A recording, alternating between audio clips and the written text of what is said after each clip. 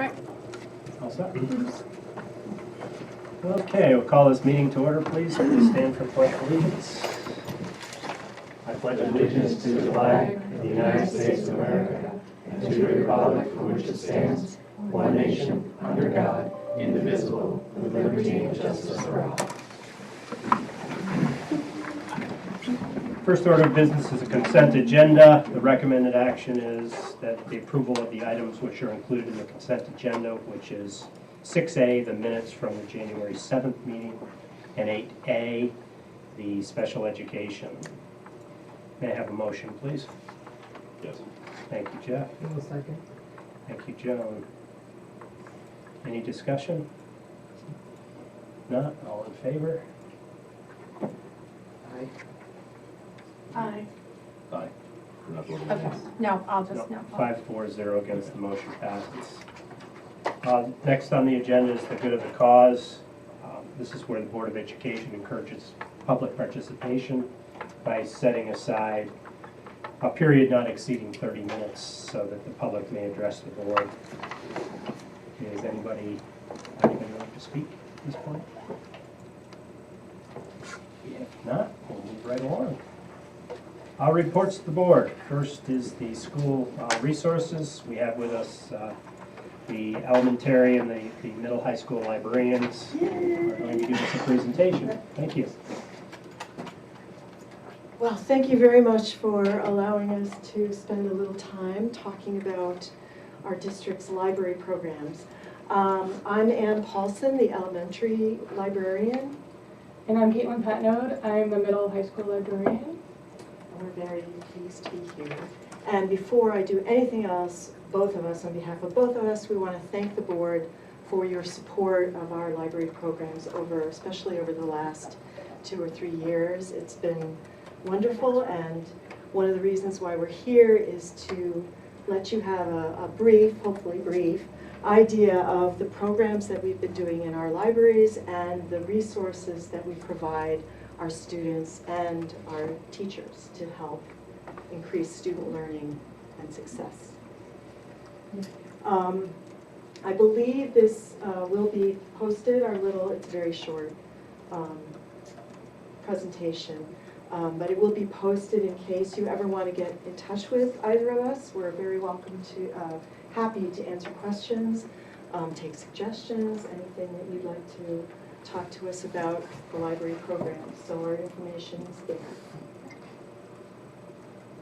All right, so I have some highlights about the middle high school program. This is just my second year, and I'm loving it so far. But I just wanted to give a brief overview of some of the things I've been doing. And the first one is every week I teach grade 6 digital citizenship class. And what that class basically does is I teach students to be citizenships in this new digital world, whether that be being safe online, being creative with the resources that are available, or just basically navigating what's on there, because I can see that everything is changing on the internet so quickly. I want to make sure that they have the tools to navigate online. And I do that by following the American Association of School Librarians Learner Framework. This was revised, and they follow a learner framework of 6 frameworks I call them the Stripling model of inquiry. So it focuses on inquiry, creativity, sharing, and growth of the student. And it's really great to follow. This is just one of the frameworks I use. I use a variety of standards in my teaching, but I really like the AASL framework a lot. So that is formal instruction. Of course, I do a variety of instruction for 6 through 12. But some of the programs that are not instruction-based, I do March Book Madness. I started it last year. If you know basketball, then you know March Madness happens, and it's a big deal. So I put a little competition into people who love reading and trying to encourage students to look at books and say, wow, this is why I really like this book. So 16 books on a bracket. They have the month of March to vote on them. I split them between middle and high school, so there are 2 different brackets for them to do. And some teachers have really gotten into it and doing the program and trying to encourage their students to look at that. And all of the books are available in the library, and if they're not, I make sure I order them for students. Another thing I started this very summer, I've made a space for the Writing Center. It's very young, but I'm hoping to improve upon it and make it a space where students can go and feel comfortable to do peer edits, peer reviews. Within the last year, I have done so many peer edits. Students feel comfortable coming up to me and saying, can you look at this essay? Are my citations okay? And I wanted a specific space for us to go that was within the library, but very separated, and I can look at all of the resources and say, hey, there's this book that you can look at as well that can help you, or here's a citation manual if you really want to make sure that this is correct. And I started doing that, and hopefully it'll grow where teachers can go as well to help their students learn. Technology collaboration, I do this a lot. I've started teaching teachers how to enhance their teaching with students and making sure that the students' learning is creative and worth sharing and very good for them to do. And students really enjoy all of the technology that we're showing them. Canva is a really new tool that you can use online for free, and it's online posters. And all of my 6th grade class that I've taught Canva to, and they're like, we can use this outside of school, right? And yeah, absolutely, as long as you have internet, it's perfectly fine to do. And that's one of the many pieces of technology I'm teaching. As well as troubleshooting, making sure if teachers have questions about anything, I can go to them, and they can come to me and ask what this resource is, what might we be doing to make things better in their classroom.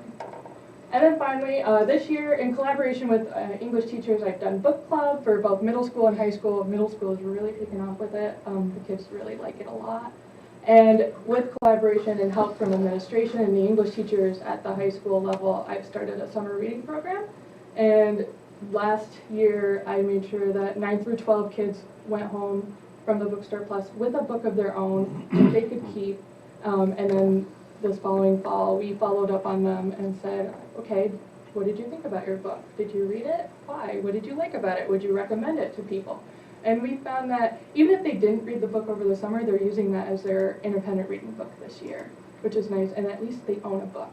That's all I wanted. I want a book in their hands. And we're going to continue that this year.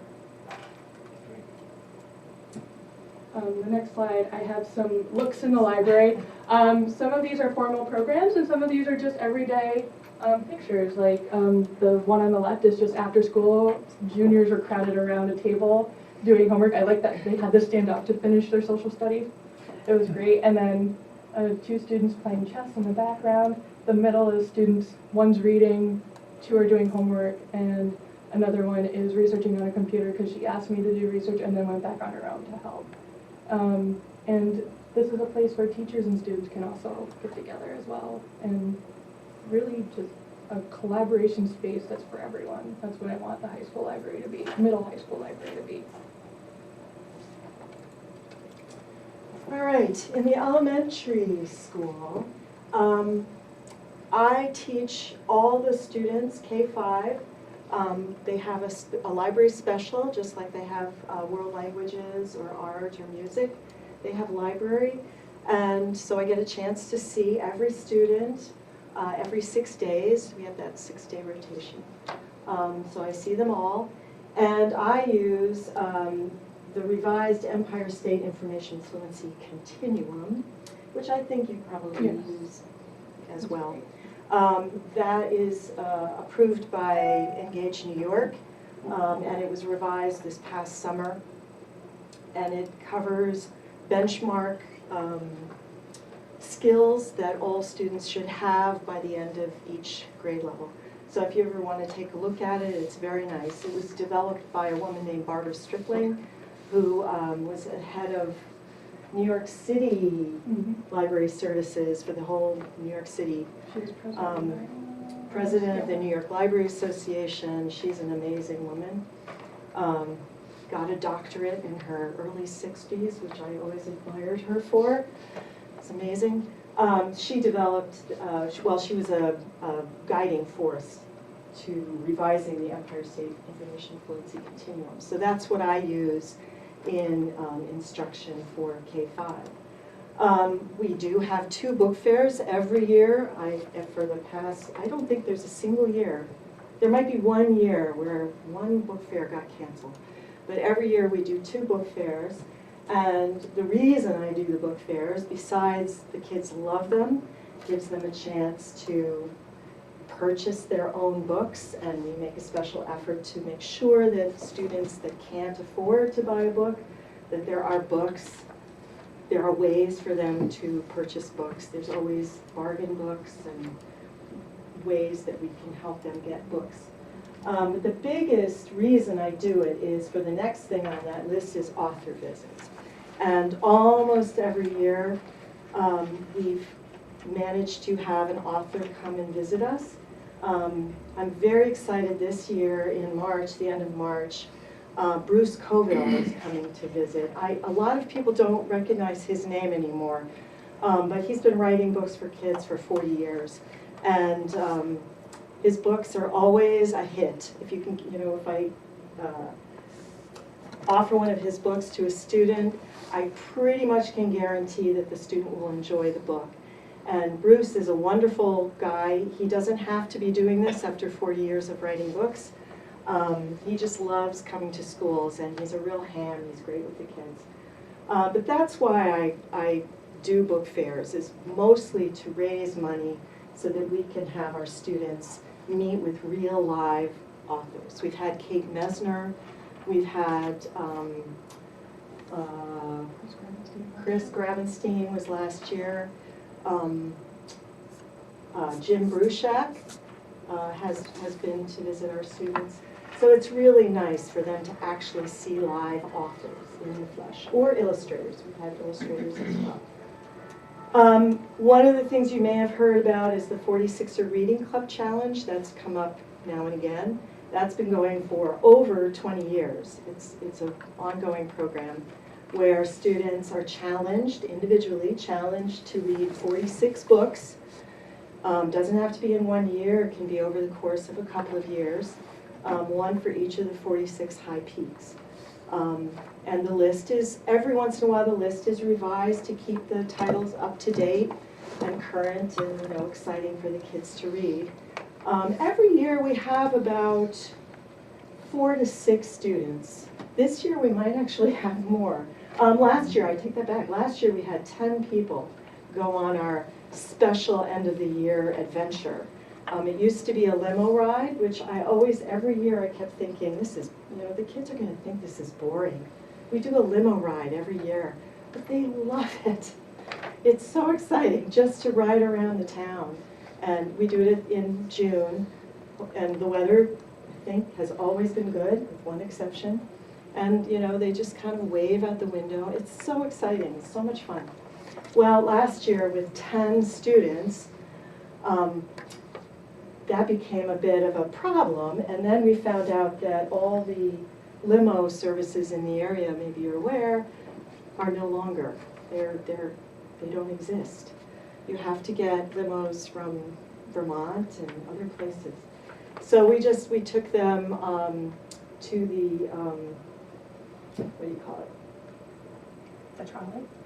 No, Zip line. The zip line place. Yes, thank you. The zip line, outdoor event, what's it called? Outdoor experience. Yeah, outdoor experience, thank you. And they had a wonderful time. So that's their reward for reading 46 books, which is quite a challenge. Now this year also we've started a makerspace. I don't know if you've heard the term makerspace in library land. And I think you're working on developing one too. A lot of libraries now, both school and public libraries, have makerspaces, which is places for patrons, for students to come and make things, either create things, explore things. Lots of public libraries, you might have heard in the news, are having makerspaces where people come and do 3D printing or sewing. There's places that have sewing machines where patrons can come and use the sewing machines. Our makerspace in the elementary library is starting off with low-tech kind of makerspace. I've realized over the last number of years that a lot of students don't get a chance to use their hands the way some of us did.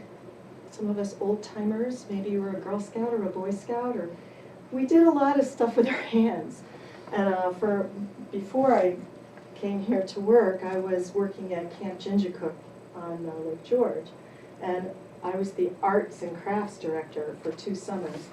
And that's where I really saw that kids didn't have a much opportunity to make things, create things. So we now have a very nice makerspace with lanyard making, with macrame, with origami paper folding, with all these kind of things that once the kids know how to do it, they love it. Beading, all kinds of things like that. Then we're going to move up to more technology oriented. We do have some robots. We have little Ozobots, these little robots that students can program to follow on paths. But those need a little bit of instruction and supervision. So we're slowly kind of working low tech, and then we'll work up to the high tech. So we're very excited about that. It's an opportunity for some of these students that probably never have any other opportunity to do that. Those kind of, have those experiences. And then this is something I think both of our libraries, collection development. I'm very proud of both of our libraries that our collections are up to date.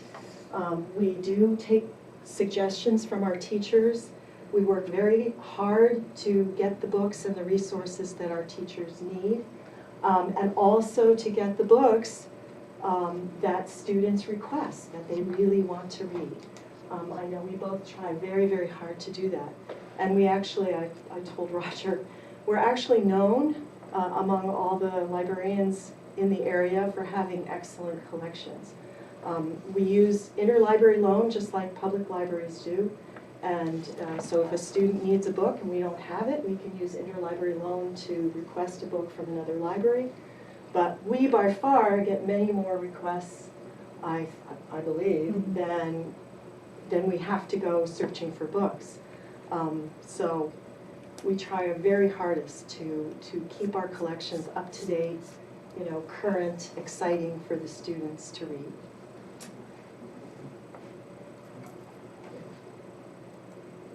Oh, and I put up a few pictures. I know you'll have access to this presentation. And there are no children in those pictures, I know that. But when I'm involved with the students, I constantly forget to take pictures. You're much better. I just don't. They go away and I go, oh darn, I forgot to take a picture. So, but it just shows a little bit of our, some of the collections that we have, our series books, and I'll talk about a few of those later, but you can take a look. And you're always welcome to come and visit our libraries as well, anytime. All right. So specifically resources, I wanted to show you, we both wanted to show you our library website. There are two, one for the middle high school and one for the elementary. If I could ask Karen to click on the link there for the page. And again, these websites are online, available to anyone. Students, families can access these websites from anywhere that has internet access. Yeah. So they're totally online. And we both manage both of our websites. So I do manage this one.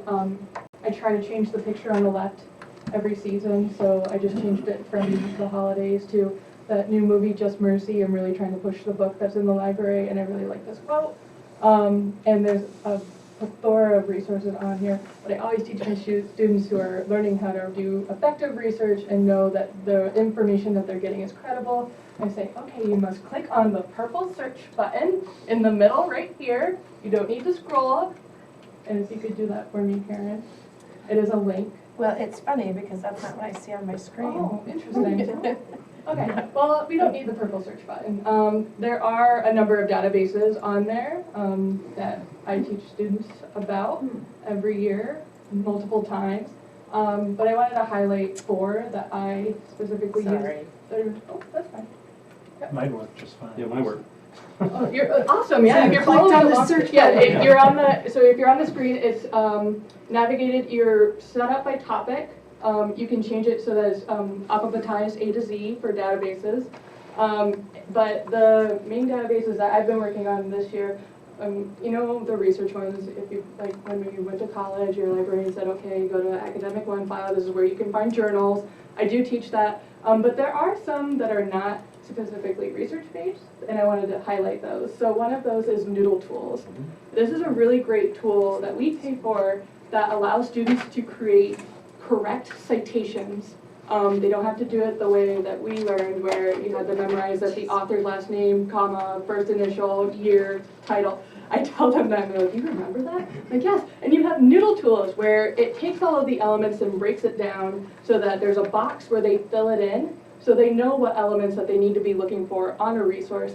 And not only that, they're evaluating what kind of resource they're using when they're doing research. So they're knowing what the difference between a newspaper and a magazine is, and what a book is looking for. And once they get to 8th grade, I'm teaching them the advanced techniques. Once they're in 10th grade, I'm teaching them the difference between APA and MLA. And I use Noodle Tools to do that. Credit to people we are looking for this information for. Okay. So I love Noodle Tools. It's great. The teachers love it too. I am willing to take any student on a whim. I forgot my login. I don't know how to do this. And I just say, come on in. All right, here we go. This is your login. You're good. And so I like it. The Rosin Interactive eBooks, it is ebooks. It's a collection of nonfiction ebooks, grades K through 12. We both have that. Yep. And I use it as a reference source for teachers, especially when they're doing units. I referenced it last year for 8th grade social studies for their civil rights movement, and they have a collection of civil rights movement books focusing on specific instances in the civil rights movements, like the bus boycott, the children's march. Yep, thank you. And they really liked it because it differentiated for some of the students if they had a standard book, which I still provided them.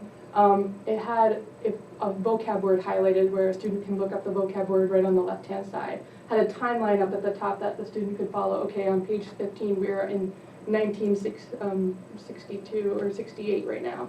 So it showed them where they were in the book and what was happening in contingent with what their activity was. And that was just the civil rights movement. I've offered this to different teachers for, they have animals, and I show students and I'm like, hey, look, there's all of this different information about space, and kids love space. It's great.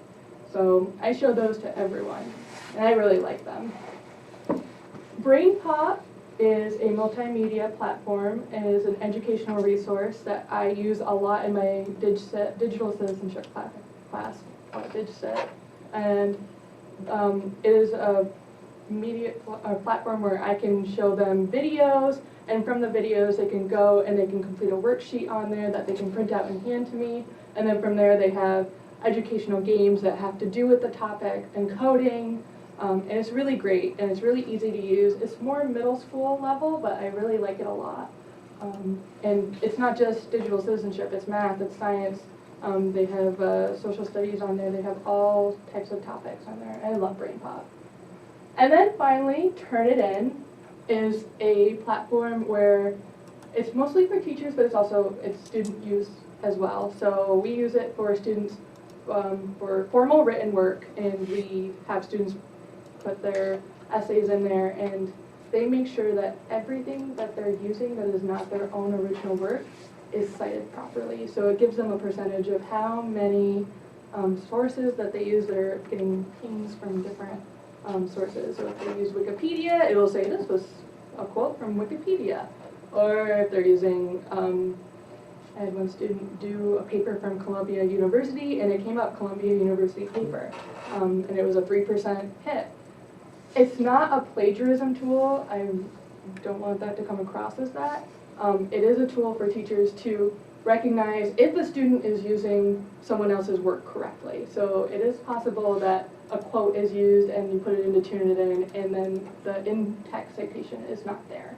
So that's when we have a talk with students and we show them, like, this is why we need to do this. If it's not your own original work, then you need to be giving credit to other people. And almost all of the students know that, and I am teaching them that constantly. And Turnitin is a great tool to visualize that when they're writing their paper. just in case I don't know if some of you clicked on the search button. Mm-hmm. And if you want to click on one of the resources, a login comes in. Of course, that's to prevent anybody using these resources, anybody outside the district community. If you want to take a look, it's really very easy. The login is LPHLIB, so LPHLib, and the password is search, all lowercase. It's almost the same for the elementary school, it's just LPE-lib, search. And pretty much the resources are almost the same. There might be, there's a few higher level reference resources, databases in the high school search function, but pretty much they're the same. So we just can't publish that username and password even though it's really easy. So don't put it in the minutes. It's being recorded. Well, yeah, I know, I just gave it away, Don't tell The Gary public knows Dolder. now. Anyway, it's, families should know it, students should know it. I doubt if somebody's gonna come in there and, ooh, I'm gonna use your username and password. But anyway, that's how you too can look at some of these resources. So I'm just gonna talk about a few more of the things that the elementary school uses. As you can see, there's a lot of resources here. Some are provided, if you see the list, some are provided by New York State. There's something called Novel New York, where I'm not sure which resources. There's a whole bunch. It says novel after the resource. That's provided by the state of New York. And also the school libraries, the Franklin, Essex, Hamilton, BOCES school library system also provides a lot of resources to all the participating libraries. So it's a cost savings. They get a really good deal, and the school library system provides a lot of these resources too. So a couple of things. This is my website. I don't know if you want to click on. No, it won't click. No, it clicks. It's just it's like I can't. Oh, there. I don't see any. It was there. Yeah, it's Is got that it? it. There it is. This is the elementary website and catalog. And when we say website, these are our catalogs too. This is where the students go to search for books. And from second grade on up, they pretty much know how to do it. They may not know how to find the book once they see it in the catalog, but pretty much from the end of second grade on, they know how to look for books in our catalog. But it's a website too. It has a lot of resources. If you want to just scroll down a little bit. Oh, you can't, can you? I can't. Never mind. Like that's not what You my can screen if you go shows. here, yeah. There's a lot of tabs across which have a lot of resources available to the elementary students and the high school students too in their website. I just wanted to highlight a couple of new resources, something called Tales to Go. I don't know if anybody has come across that in your, I don't know how much I'm talking to the people that already know. It's a brand new, at least to our district, as of the middle of last year. Tales to Go is a new streaming audiobook service.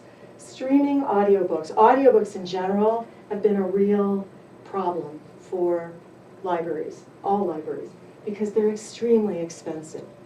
And I've been searching to find audiobooks for our students, because a lot of students need audiobooks.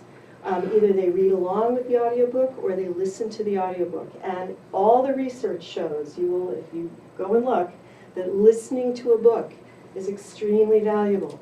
Students hear vocabulary, they hear the way things are pronounced, they hear the flow of the language. It's very important. It's a very important resource. So about halfway through last year, I think I was at a conference and I found Tales to Go in one of the booths. All our students, every student in our school has 3 licenses for Tales to Go. They can put these 3 licenses on any of their devices. So they can go home. Maybe somebody at home has a phone. I have the Tales to Go on my phone. on a laptop, on a desktop, or on a tablet. So every student has 3 licenses that they can use on 3 devices. And it's very easy to switch devices. So they can use these licenses anytime they wish, go on a trip, take your phone with you and listen to audiobooks as they're traveling, in hotels, at home, anywhere. Again, they need internet access because it's a streaming service. But it's wonderful, and it has not every book, I have to tell the students, not every book in the world is an audiobook yet, but it has a really, really nice collection. K-12 for any age. Actually, I think there's some books on there for, well, it goes up to 12, but it's, there's all kinds of genres and lots of different types of books. So that's one of our special resources. We've paid for that out of our library funds, but I hope this year or for next year that it will be paid through our BOCES COSER, which means that we get whatever that's called, the percentage back. What is that called? State aid, yeah. I always forget what it's called. We also have a couple of video programs to help with our science. Now we have the focus on science and science lessons. Mystery Science and Generation Genius are both science-related websites that provide videos. They provide ready-to-go lessons. Mystery Science has lessons that are kind of pre-made, and actually the Clinton Essex Franklin Library System in Plattsburgh has kits that our teachers can actually request. A kit that will come in the courier, the BOCES courier, ready to go. So a teacher can do a science lesson pretty much without having to prepare much of anything. And both of these are currently, I think, going up to grade 5, but they're slowly expanding up into the middle school level. So we have them and they're growing, so they'll cover more and more students. Flocabulary is one of those, it's just a fun website where instruction is done as rap songs. And it sounds funny, but kids remember when they hear a rap song telling them about, the planets in the universe or whatever, it sticks. So it's a really fun website. And teachers love it too. And of course, we have databases for the younger kids. PebbleGo is one of them for the younger researchers. I'm starting very shortly a couple of research projects with the 2nd grade, and we will be using PebbleGo to do some simple research. And of course, we have WorldBook. We have the complete WorldBook set of online resources. We have ebooks from WorldBook, we have the encyclopedia at all levels, the whole shebang, which is wonderful. And then finally, I just wanted to mention our parent resource collection, which is unique. As far as I'm aware, it's unique in the area, in this region of the libraries around here. And I don't know if anybody has heard about it. It started a number of years ago with Mary Michaelfelder, our former school counselor. She needed books that she could use with families and students dealing with various issues, sensitive issues or, uncomfortable issues or, things like grief or loss and things like teasing, bullying, all these kind of issues that she might want to talk to a student or have parents or guardians talk with their students. So our parent collection, our resource collection, has been growing over time, and we have a lovely collection of books with a variety of subjects. If you go to the elementary library website and scroll down, you will see all the categories of books that we have. So we have, personal safety, teasing, worrying, fear, all these kind of things that students might be dealing with. There's beautiful books that can be used either with Deanna Brown, our current counselor, or that she can send home with students and their families. So we're very proud of that. It's ongoing, it grows every year with some wonderful resources. So I think I want to thank you again for letting us come speak to you, and thank you so much for your support. I know that we try our very best to make our libraries welcoming, friendly, accepting, safe places for all our students to explore their own, their own desires and their reading and do research and all the other things that we can do. And please don't hesitate to contact us. On the slideshow, both our emails are on there. Yeah. On my library website, if you go to contact us, you also have the phone number for myself. I have a contact page as well. Yes, so we can both be reached by phone in our classrooms. So yes, and thank you very much. Thank you very much. Thank you so much. Thank you.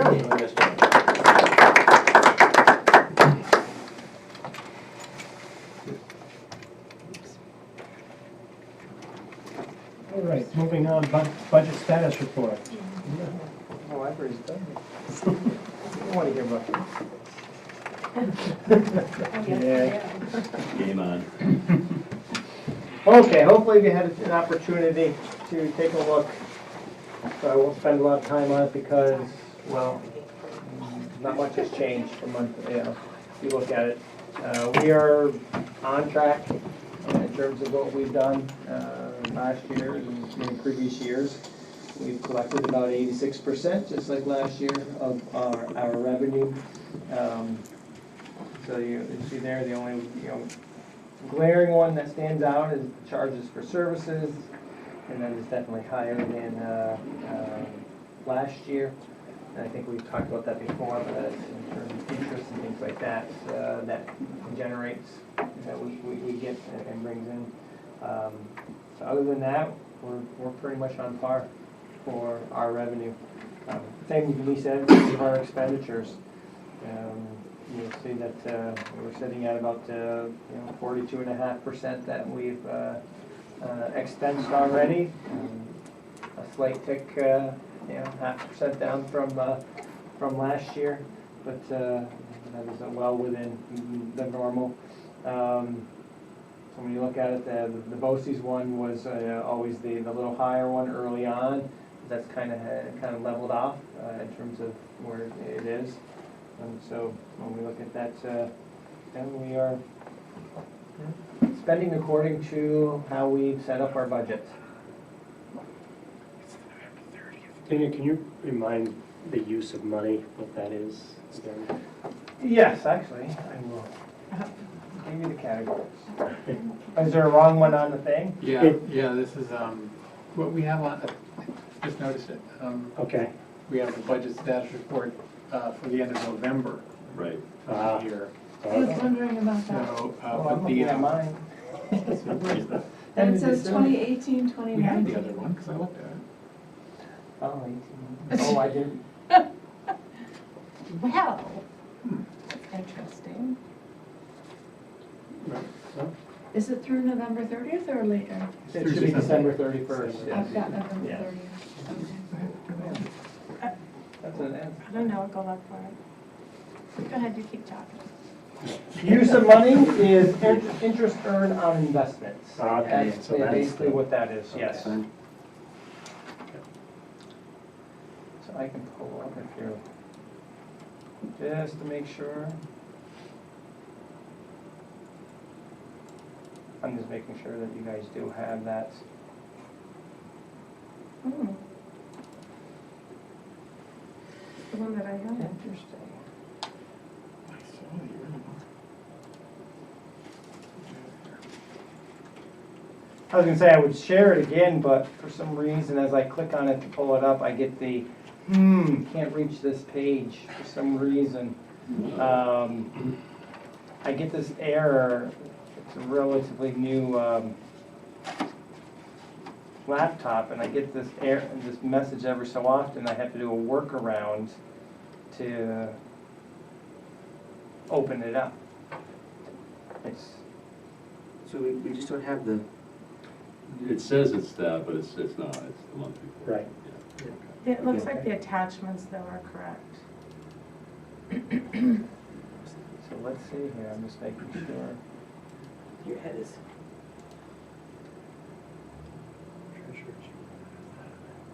General fund status, I'm trying to find my original. I can reshare if that's the case.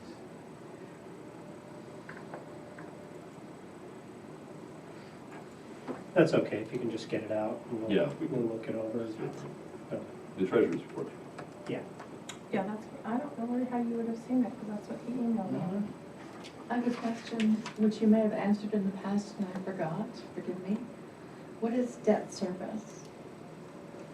All the various bonds that we have borrowed, like the capital project, that would be considered a debt service. Okay. So we have a series of them over the last, I think, well, we just paid off our 2005 one last year. That was the big capital project.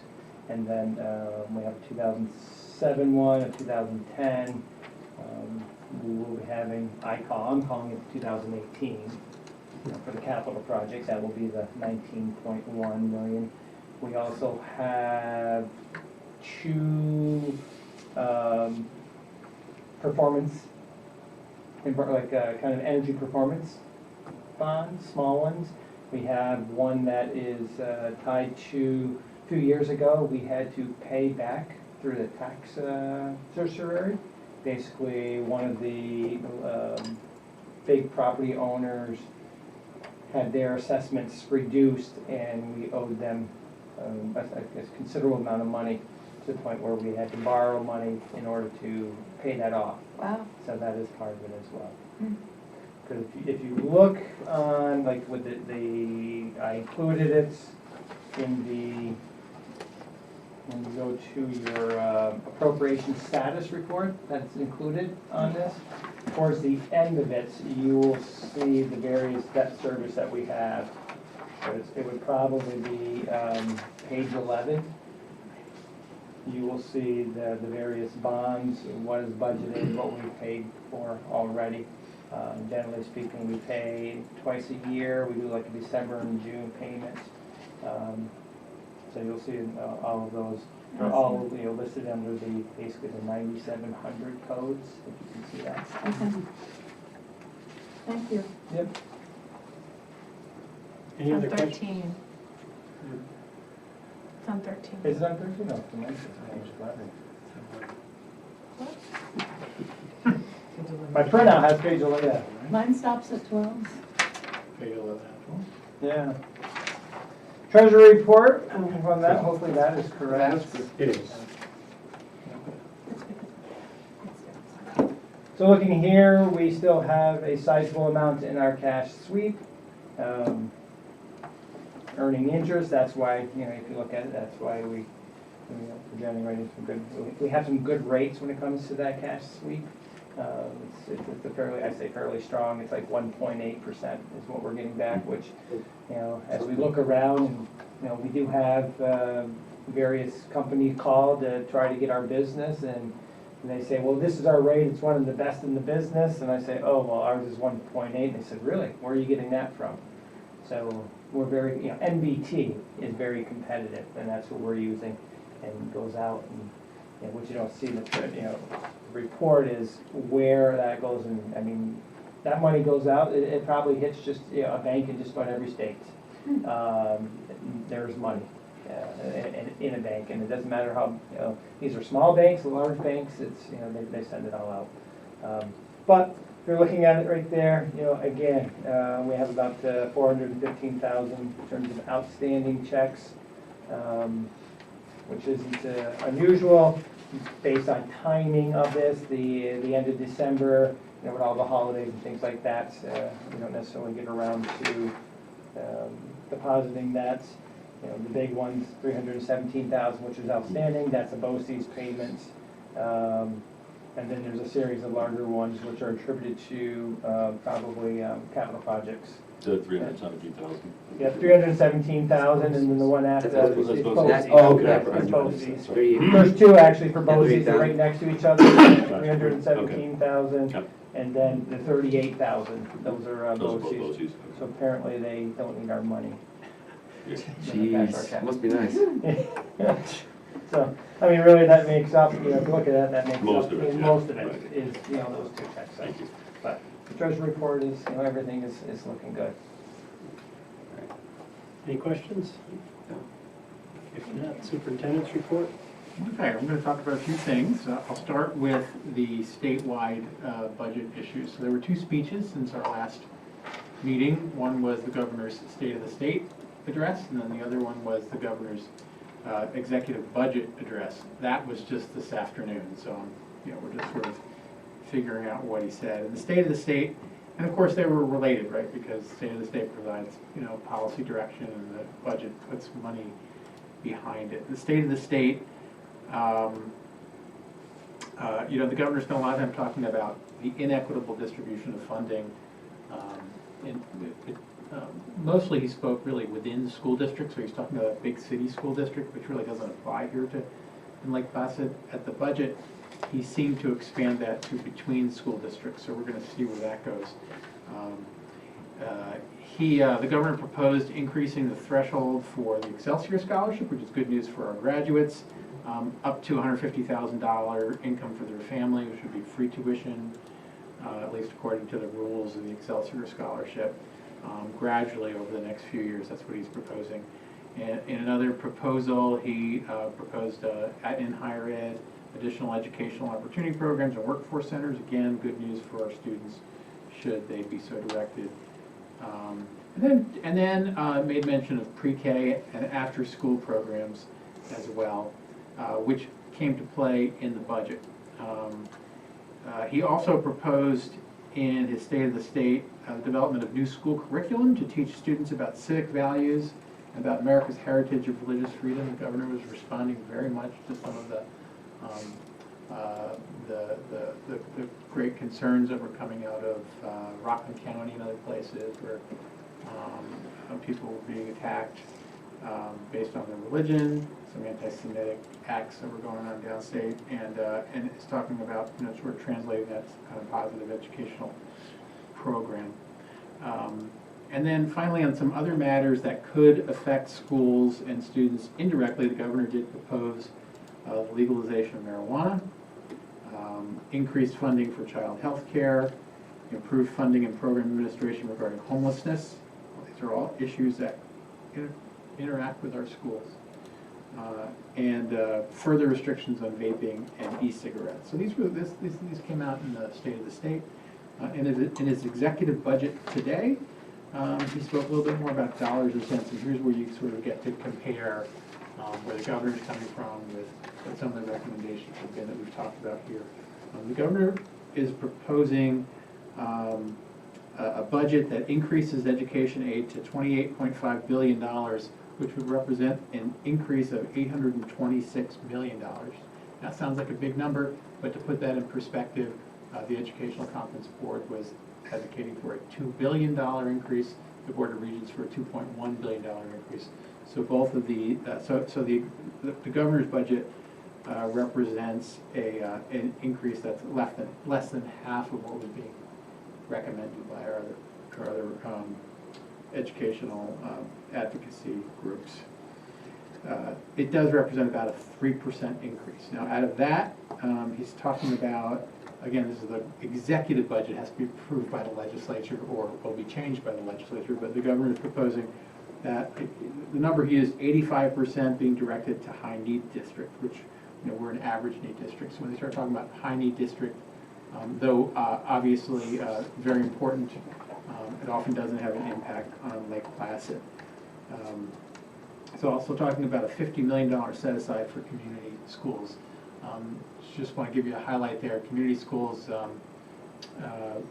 do represent sort of a movement to include community services in the school setting. The misunderstanding there is that there's additional money going into community schools. It's really not the case. A set aside means that school districts are required to take money out of their general allocation and set that aside for community schools. And that's been a problem for school districts that have received community school money. We have not yet. If we do, we'll also be having to respond to that. In addition, the governor is proposing $72 million more for expense-based aid. This is aid like transportation aid, building aid, BOCES aid. This is reimbursable aid, so when you spend it in certain areas, you get reimbursed for it. So it's a $72 million increase he's proposing, with a caveat though, where he's proposing a cap. He did this last year too. He's proposing that that aid then be capped at a certain amount, and again, the details are in his proposal, having to do with the rate of inflation, essentially. And that, when it comes to reimbursable aid, carries with it many, many implications. My guess is the legislature won't like that, but we'll see where it all goes. In addition, $15 million more to pre-K, mostly directed to high needs, mostly directed to districts that don't have pre-K. $10 million more to after-school programs, and then a slight increase for early college high schools, master teacher program, the curriculum on diversity and tolerance, which I think he did intend in his State of the State to address some of the anti-Semitic and other hate crime activities that were going on. And STEM initiatives, and then other, he just kind of broadly frames them as other educational initiatives. In addition, he's proposing an additional $257 million to higher education. So the 826, if we're talking K-12, there's 257 to higher education, and that really includes SUNY, CUNY, and the statewide financial aid programs that students rely on for higher education in the state of New York. So that's where we are in terms of the executive budget. We've been waiting for it to come out. As you know, there's an advocacy breakfast next week where we'll have an opportunity to interact with our area legislators, and I imagine these are the kinds of specific topics, issues, amounts that will be discussed in those kinds of conversations. That's next Thursday, right? It's next Friday. Is it Thursday? Sorry, Thursday? Thursday. Sorry, it's Thursday. And we're going to keep our eyes open for the executive budget run, which we would assume we'll get Hopefully. tonight. Usually it comes later than every budget, so we'll see. Any questions on the statewide budget?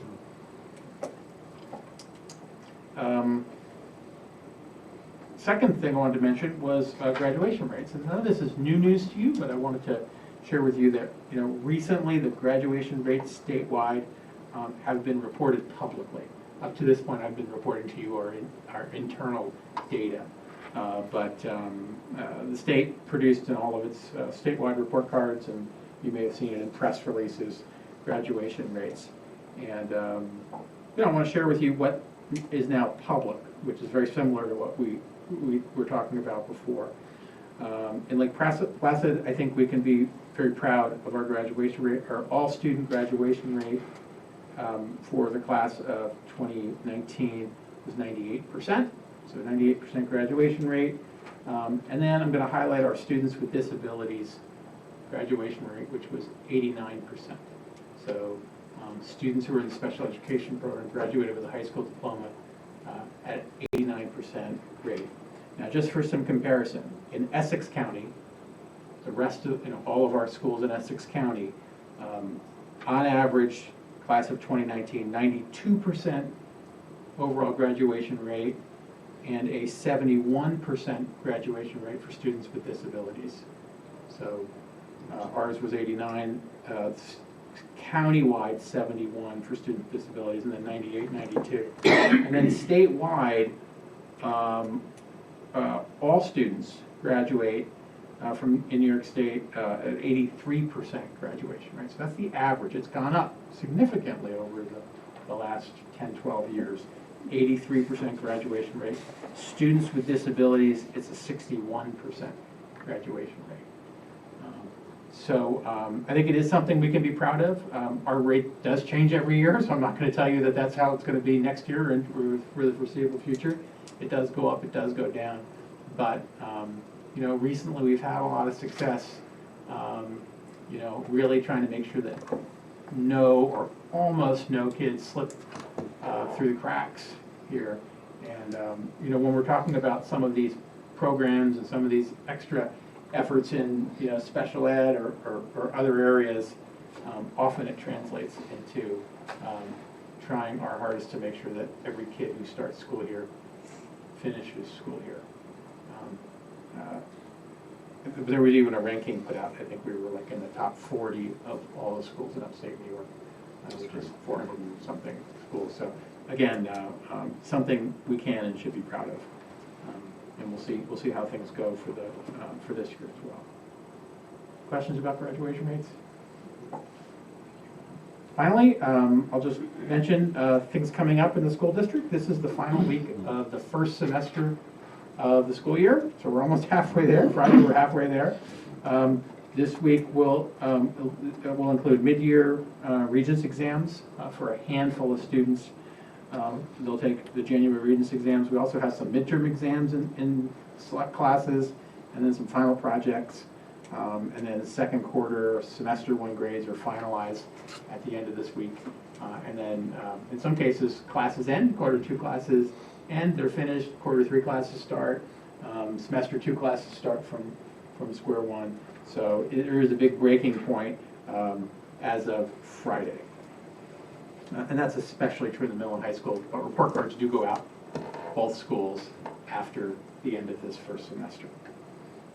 At Lake Placid Elementary School, we continue our future planning meetings. So we're meeting still in grade level and departmental teams. I've been talking about that. Earlier we did middle and high school, and now we've shifted over into the elementary school. So some really good conversations, some plans that are coming out of that. I'll share some of that with you in the budget discussions. Also at Lake Placid Elementary School, this snowfall that we've been receiving, that means that's good news for cross-country skiing. Maybe you know, maybe you don't know, but cross-country skiing is in a dramatic increase at Lake Placid Elementary School. They've been the beneficiaries of some donations that have allowed them to purchase cross-country skis that they can use with entire groups of students. So our students are going out skiing in large numbers. They also have the new trail system that they're using. So between the trail and the skis, there's a lot of skiing going on. And that's really good, even though, we think about this area as being, where kids grow up skiing. Well, some kids grow up skiing and some kids don't, frankly. But here at school, everybody's getting a chance to do it, and that was really the point. The donation one of those big donations came from the Educational Opportunity Fund. That's always looking for a way to make sure that all kids have the same experience that only some kids normally get. So that's kind of exciting. There's an after-school ski club led by Mr. Fisher and Mrs. Damp. They're using our gear. The Outing Club is also organizes a cross-country ski club. Both of those are for no cost. And then there is a Mount Van Hovenberg Ski Club. This is like a new club, or maybe a resurgence of an old club. And this is being organized by Heather Odell, former teacher here and a mom in our school district at Mount Van Hovenberg. She's got over 20 kids coming skiing once or twice a week.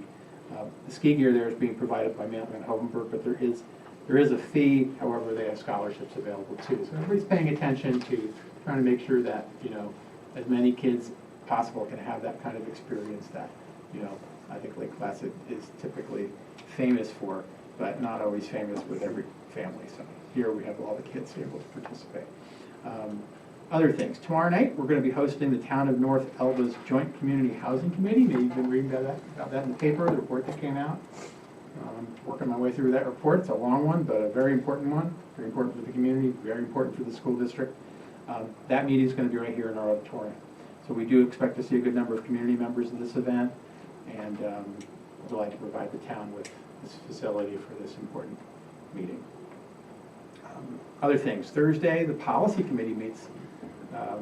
Mary, you'll be a part of that, right? Some of our board members will be a part of that. I'll be a part of that, right? So there's a Thursday night policy meeting. We've already been preparing our policy drafts there, so we're working hard to get ready for that. Also, next Monday, there's an ORDA board meeting. We have been participating. Karen and I have been going occasionally. Board members have been attending the ORDA board meeting. So if you're interested, that's Monday at 11. Is that right? Did I have that time right? 11 o'clock? Yeah, they're very short meetings, in case you want to attend a meeting that you can get out of pretty quickly. What else? And then next Thursday, we said the legislative breakfast at the Crown Plaza for anybody who signed up and is able to attend that. Other things, Saturday is the Regional Science Olympiad competition, so best of luck to those kids and their advisors. And then finally, big thing going on, the 77th Annual Winter Carnival. So the opening ceremonies for that are next Thursday, January 30th. Opening ceremonies are around 11:30, followed by high school class competitions. And then middle school skiing at Whiteface, also at Mount Van Hovenberg. Of course, we have snow sculptures, we have skating, broom ball, and then on Saturday, the coronation. And of course, you are all invited to attend coronation and sit as honored guests for that important annual event. That's everything I've got. Any questions? No? Thanks. Thank you. Thank you. Yeah. Information for the board, there are 3 items. There is a letter from the Board of Elections, so that's a permanent thing. Huh? It's just not a 1-year. That's a stunner, that letter. It is. Short and to the point. Stunning is Yeah, the word it's my to favorite describe. kind of letter, to whom it may concern. That's it. We will not solve the problem, we will announce Right. the problem. So I wonder what the village is going to be doing too. Maybe we could join forces and get some machines or something. I'm sure they're very expensive, but. Okay, so we'll troubleshoot that, how we're going to have our elections. And then the other 2 items that are on there. Linking goals with agenda items. I did share with you the possibility for extending time for a physical therapy Yes. position. Yes, that's in And there. I would encourage board members to take a look at that. That'll be coming up. They'll be coming up for a real vote, and it would be, if you have any feedback on that, I would welcome it. The important thing, it was budgeted, so Yeah. that's good. Anybody have anything for linking goals? Jeff provided me with a whole list, but Sure. go ahead, you Oh, go. I'm not Go, you go, because I'm going to add Do also. that to it. No, by all means. Students first and foremost with the library presentations. Absolutely. And also with Superintendents Report with the equal opportunity. Students first and foremost. As long as our goal linking expert has chimed in, that's. Just try to do my part. And it's appreciated. No, it's appreciated, really. Anybody have anything else, or ready to move on to the Capitol? You have an attachment that is the contract status summary as of 1/6/2020. Anything else, Roger, Dana, that? No, it really seems to be, in terms of the work, they did the abatement over break up here, the walkway, which has been open now for a couple of weeks. But from my perspective, it's been kind of quiet. Yeah, they've been Last- kind of yeah. quietly making some headway with Right. the electrical work at the elementary school. They're still working, despite the cold weather, they're still working on the wall. out I Yes, there. saw them today. So Pretty they're- amazing. it's still moving forward, but it's Right. not as exciting as having Here, the they're new putting in ramp the opened new, and the new. the heating system. Well, Yeah. at least they're running the pipe, Yep. which again is all underneath the first floor. Does not have any impact. That ties directly to the abatement work they did over break, and the heating units and all that. But yeah, And I think what Eric shared with us last Yeah. meeting, which is that, in many ways, they're ahead of schedule. Right. Continues to be the case. Great. That's a nice change for us. Change for most projects. Mm-hmm. Change orders, I assume there's nothing, no change orders? Good. So moving right along, I'm happy to announce our initial budget work session. This is for those, you've all been on the board now, so you know that these come fast and furious, and they're very well organized, so look forward to the first one.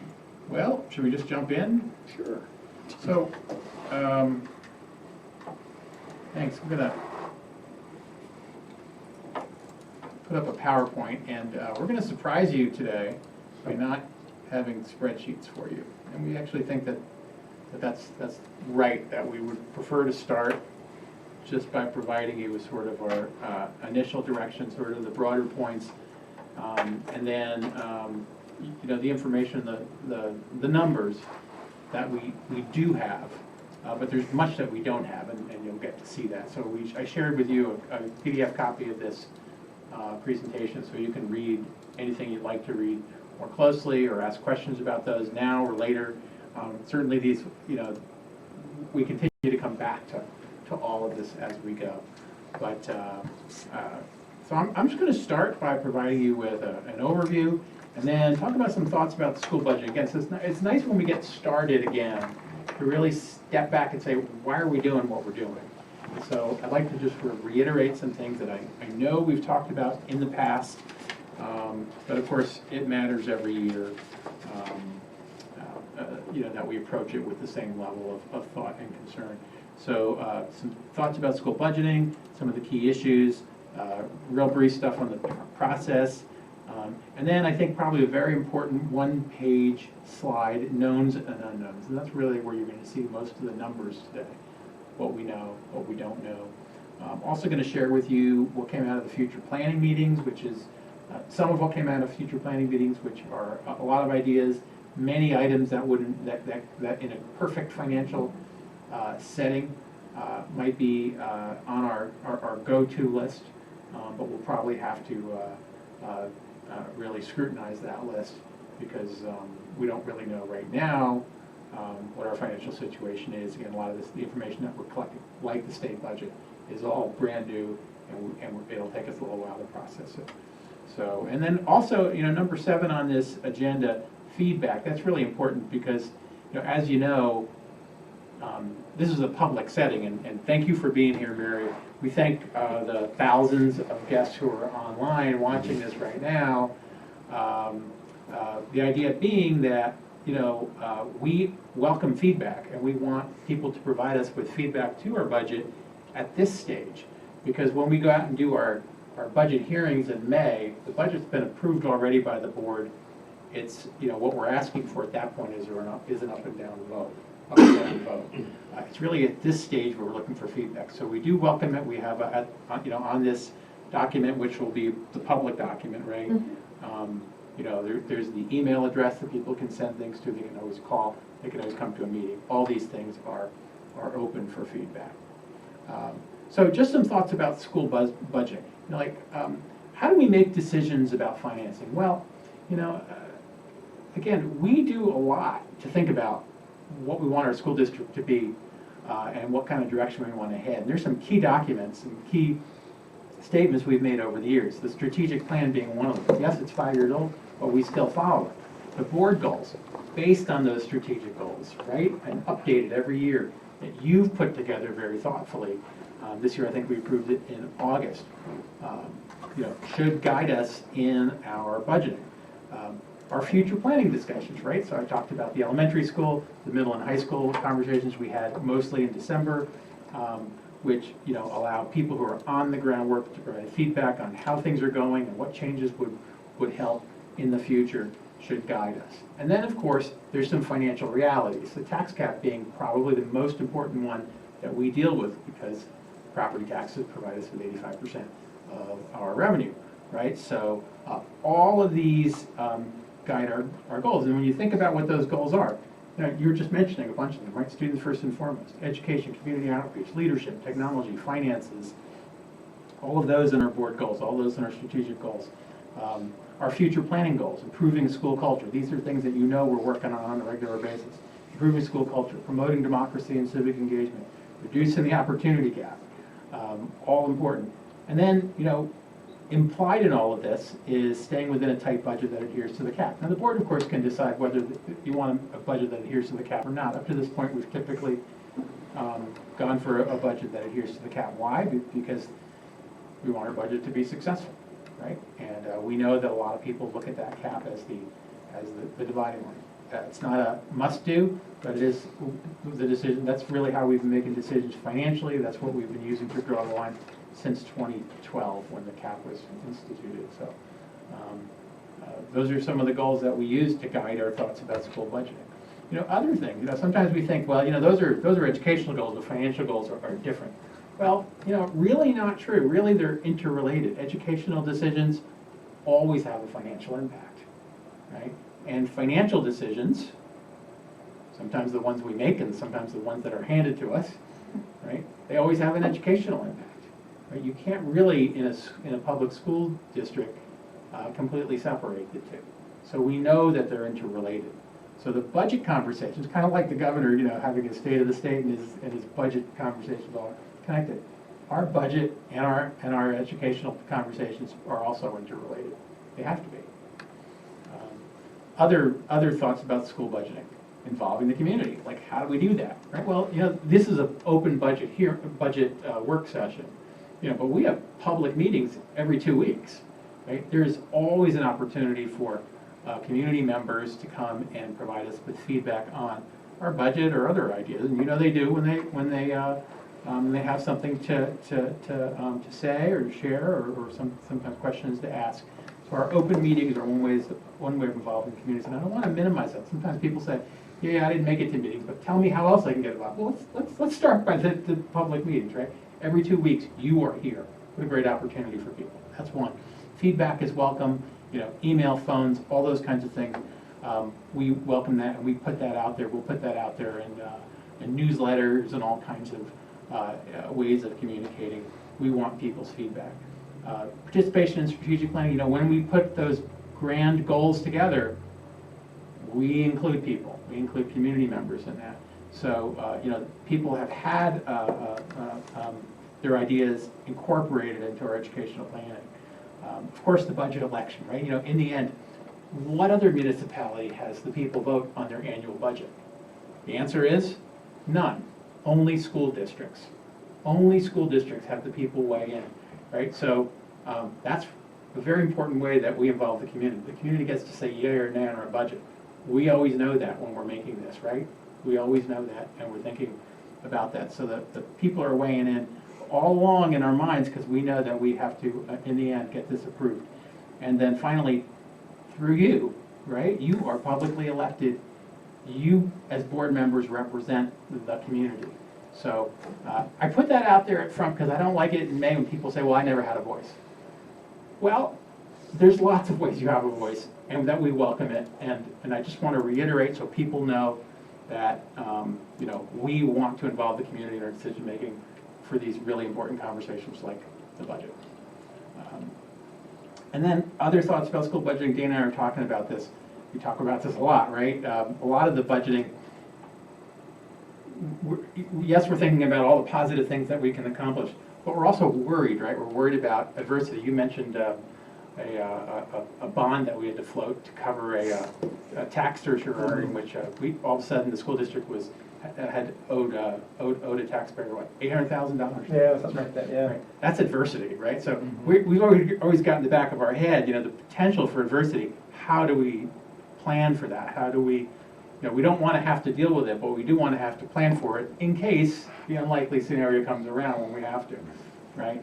And so that's why a lot of times we're practicing conservative budgeting. That's why we say, we use terms like cautious or cushion or all these kinds of terms because we're trying to be conservative because we're worried about the possibilities of adversity. That's why we're also looking at realistic goals. We're not just painting the rosy scenario. We're trying to be realistic about things. It's also why we have fund balances. And this district and other districts did not have the kind of fund balances that we have now in the past. And that led to some problems. That led to some problems here as well as other places. So, while in some cases, there's a lot of discussion about capping your fund balances. And then there are others who are very worried about too small a cap and raising that. Those fund balances are what can potentially save us in a difficult circumstance. So, when BOCES passes a capital project, the next thing you know, you owe $1.5 million. It's nice to know you've got enough money in your fund balance to be able to cover it. So fund balances are planning for adversity. And then finally, knowing sometimes you got to make tough choices.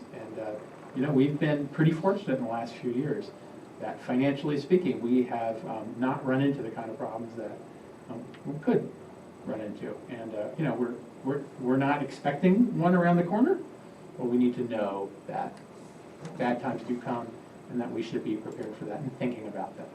You don't want that to drive you, but you want to be aware of it and be thoughtful about it. And then some questions, of course, that that we need to answer when we're thinking about this budget. What's the impact of the tax cap? Well, that's something we've been working on. These numbers are just coming in. Just last week, the main factor for the tax cap came in, and we thought it was going to be a little higher, turned out to be a little lower, and so all of a sudden it impacts a lot of other calculations. So we know that the tax cap has serious implications. Gaeta's been working on calculating that. It's a little bit complicated, and especially in years when you're doing a capital project. So the impact of the tax cap, that's obviously very important for us, more so than other school districts because we have such a high percentage of property taxes funding our expenses, right? 80-something%. Right, so tax cap, we have serious impact. What's the impact of contract negotiations? Well, again, here, and we'll talk about negotiations at another time, but negotiations typically center on the costs of salaries and benefits. And salaries and benefits are the number one cost. 75% of the school district's budget, our school district budget, is salaries and benefits. So yes, negotiations will have an important impact on the budget.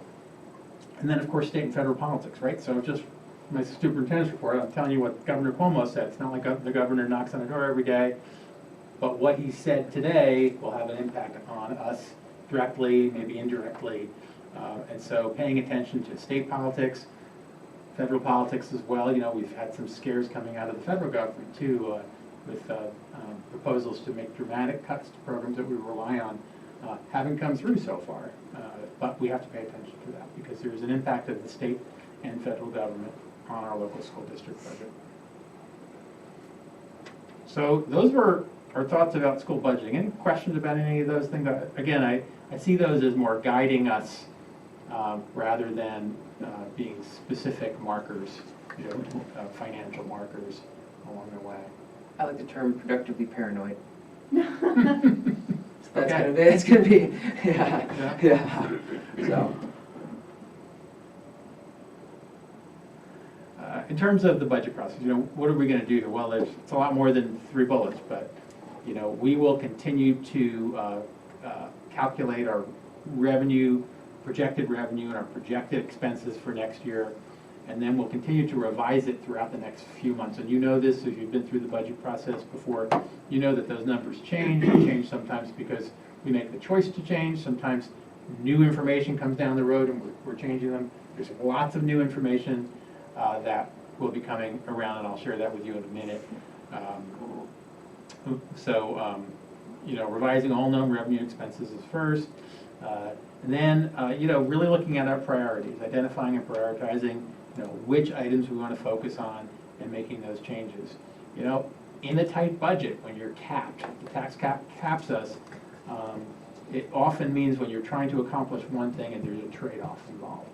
There's a lot of a shell game, right? It's not just more. A lot of it's, if you move this way, well, this has to go down because it has to balance out within your cap. And so that's going to be an important piece. How do we make priorities within that capped budget? And then, of course, making strategic changes as we go.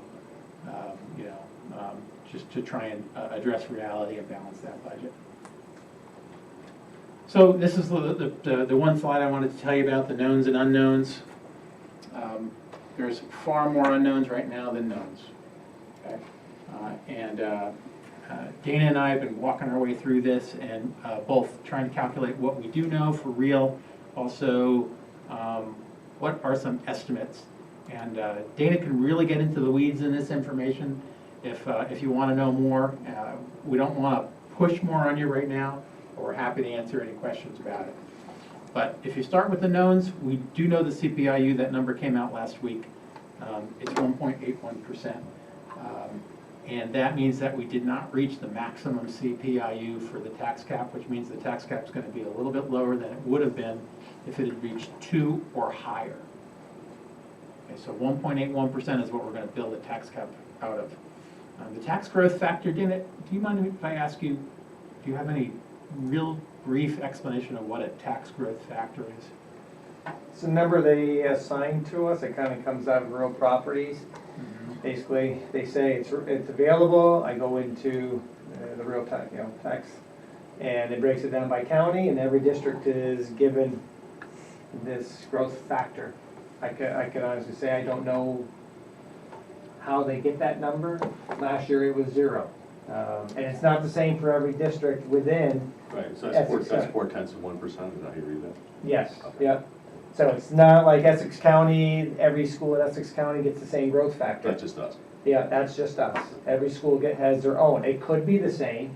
When I looked at it, I didn't see, oh yeah, there's, Groom Lake, they're just like us. They got the same, growth factor.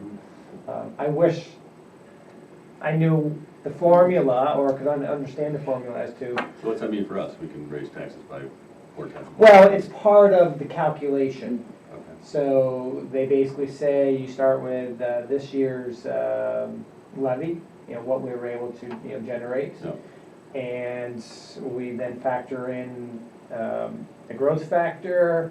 We then look at our current debt service minus any pilots. And it basically says for this current year, here's the amount.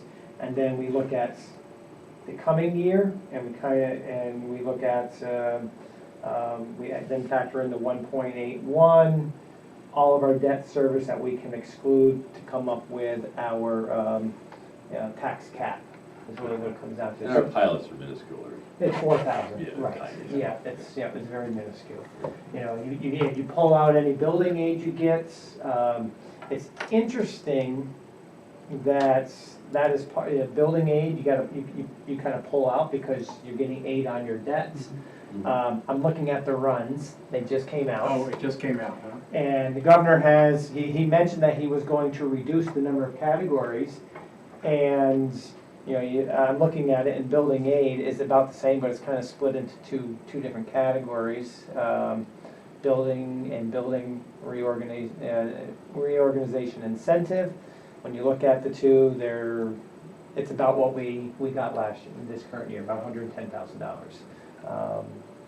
He's done some other things with it in terms of the categories, so it's not going to be necessarily comparing apples to apples because some categories got absorbed. Like what I'm seeing, BOCES aid does not exist as a separate line. I think it got rolled into the foundation aid. I'm just kind of going through, and I'm We looking learned at about that today. Yeah. Yeah, it literally just came out 10 minutes ago, so as he's talking, I'm looking at the run, going, okay, where's our BOCES aid that was like $340-some thousand this year, and that line doesn't exist, but our foundation aid is higher. So I think they just rolled in BOCES aid into the foundation. But not comparable to if you added the two from last year, I'm sure. Correct. Right now, the run indicates about a 2.2% increase. In real dollars, that's a little over $65,000 more. $65,090 is what the change is from this year to next year, a 2.2% increase. That's probably comparing last year's executive budget. Correct, 2% yes, increase right. over last year's executive budget, which Yeah. was lower than the legislative budget. You pull out, they say you pull out that they do a percentage with, without building aid, and it ends up being 1.97%. So it's a $57,000 increase over the executive as opposed to, and the executive to the enacted one, there was a slight uptick, but it wasn't a huge jump. So there you have it. The information is coming as we speak. Yeah, right. Wait until April 1st. The other note in here is the Bose Capital Project final payment. It will be our final payment. It'll be in July, I believe. Yes. $510,495, but that won't really come out of our budget. That'll come out of our reserve. It'll be the last time we intentionally draw from that reserve before we sort of get back what I'd say is to normal. But there's a lot of unknowns, right? Here are the unknowns: health insurance, the actual salary increases, final property tax cap, the BOCES costs, the TRS increases, that's teacher retirement service. That's a large number. And I can share that information with you at another time. The ERS, that's the support staff pension plan, final increase, we don't know that yet. Initial state aid, we think we just heard that. And then our final state aid amounts, though, we won't know until April. Our building aid, that's what Dana was just reading off to you, and that actually calculates in to our tax cap. So even though we put in here a 4.33% estimated final property tax cap, notice it's in small letters because we're not really confident about our estimates at this point right now. And the amount of building aid will actually change that. So I imagine tomorrow, the next day, we're working our way through the property tax cap calculation. We'll get a better idea based on what our building aid is on how that impacts our property tax cap. We don't know what will be, which items out of our future planning we'll be prioritizing. We're certainly gathering those right now, and I'll just the next two slides have a whole list of those kinds of things. The impact of retirements. We have received 4 or 5 retirement letters this year.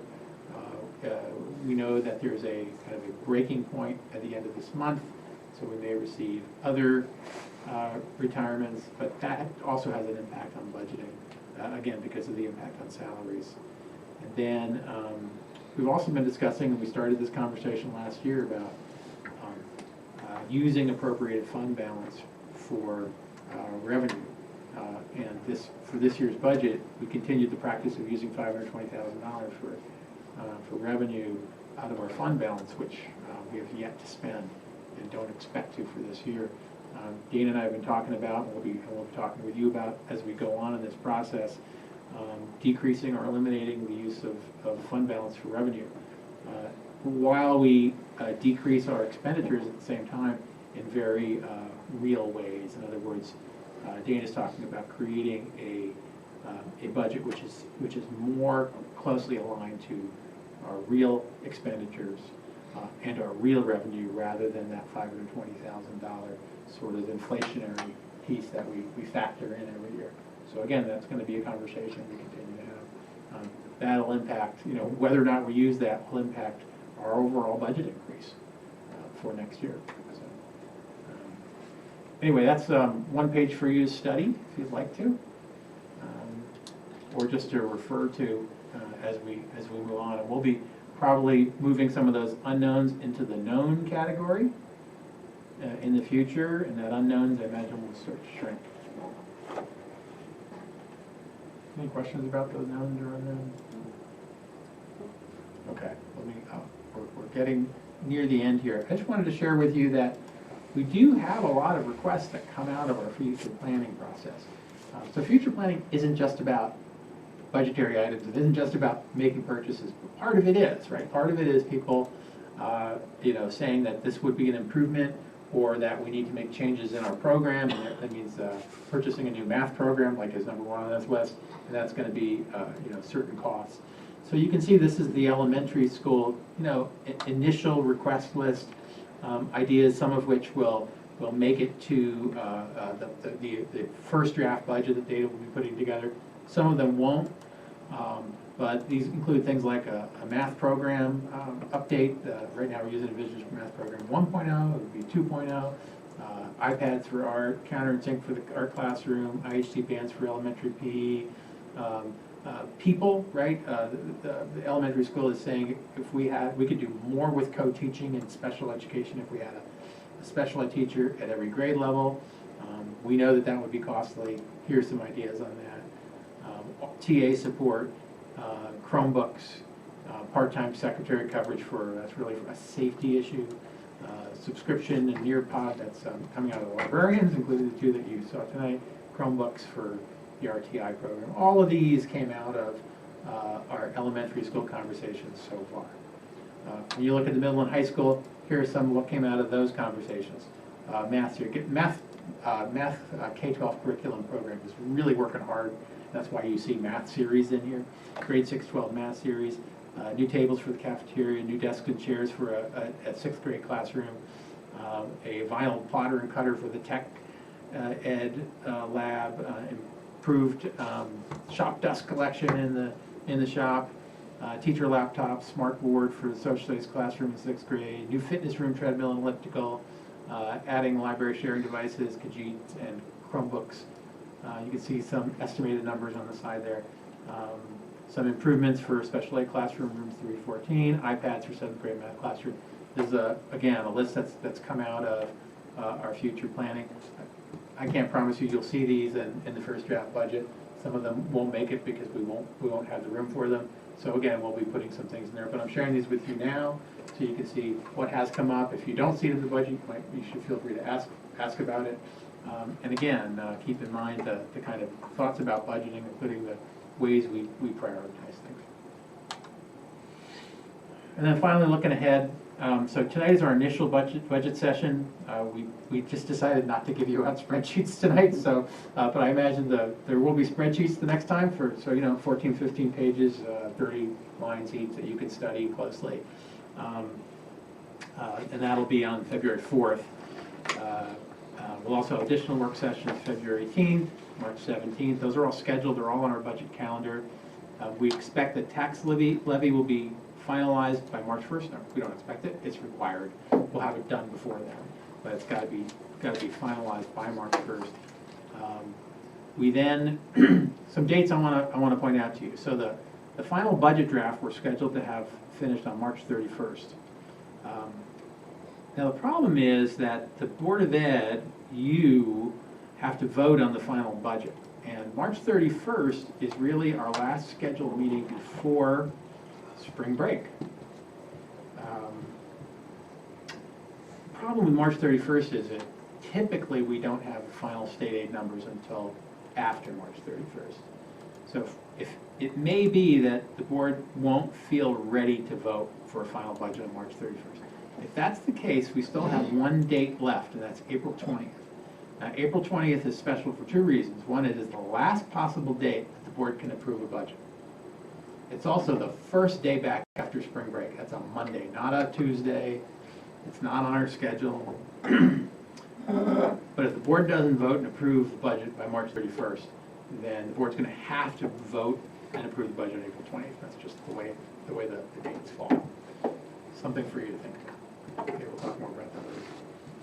So then, of course, after the board approves our budget, then we go out and try and communicate the budget to the public. We have a number of ways we do that, but the two formal dates are May 5th and May 12th budget hearings, one in Wilmington, one here. And that's followed by the May 19th budget vote that we typically have. And for all we know, we'll be doing that on handwritten ballots. Yeah, right on. Could very well be. Finally, this is, for all of our viewers out there, we want your questions, we want your comments. Email lpdistrictclerk@lpcsd.org. All these documents either are or will be in the public area of board docs. We welcome people looking them over. And again, coming to a meeting, asking, talking, providing their opinions. And that's all I have. Thank you. That's a mouthful. It's a start. Thank you, and look forward to the process. Any questions, comments? We want to move on? Moving on. Next on the agenda is the approval of the meeting minutes. That's a consent item, so on to the personnel items. Personnel items, we have a long-term teaching staff appointment. Recommended action is upon the recommendation of the superintendent. Brian LaValle is hereby appointed to the long-term position of industrial/visual arts teacher in the middle high school, commencing on February 1st, 2020 until June 26, 2020. The salary is $62,111.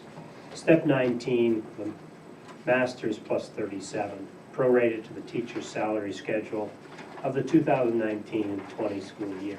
May I have a motion to accept this appointment, please? Yes. Thank you, Jeff. Second? I'll second.